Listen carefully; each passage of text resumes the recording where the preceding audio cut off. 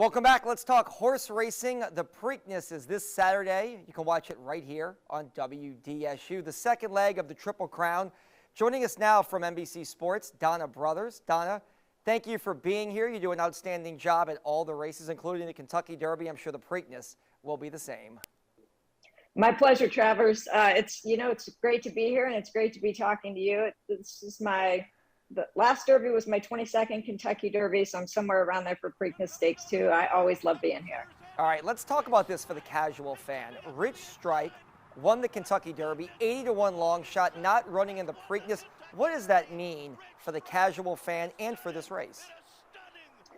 Well, for the casual fan, it just means that there's not going to be a Triple Crown this year, but that doesn't mean that it's not going to be a great race. The horse that ended up being the favorite for the Kentucky Derby, Epicenter, is going to be a heavy favorite for the Preakness Stakes. So it's still going to be a great race, but we'll talk about Rich Strike for a minute because, of course, there was some disappointment involved with that.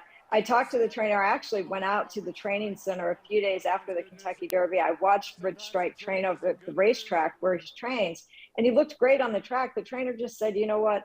All along, we were thinking that we would run in the Derby, and if he finished in the first half of the field, so even if he finished 8th, we were going to run back in the Belmont Stakes. And he said, we think we have a really good chance to win the Belmont Stakes, but we feel like the Preakness Stakes back in 2 weeks would take away from our possibility to do that.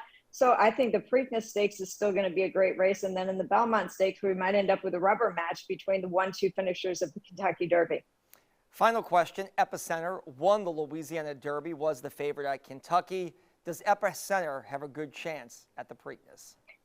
Yeah, here's the thing about Epicenter. The Louisiana Derby was 1 mile and 3/16, which is the same distance of the Preakness Stakes. 1 mile and 3/16 is exactly a 16th of a mile shorter than the 1.25 mile Kentucky Derby. And if you go back and watch that replay, at the 16th pole, meaning a 16th of a mile from the wire, Epicenter is in front. So if that race had stopped there at that 1 mile and 3/16 point, he wins the Kentucky Derby. But of course, it was a little bit shorter. I mean, a little bit further than that.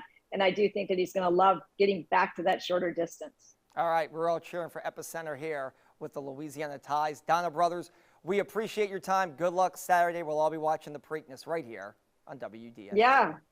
Thanks. Good luck to everybody out there.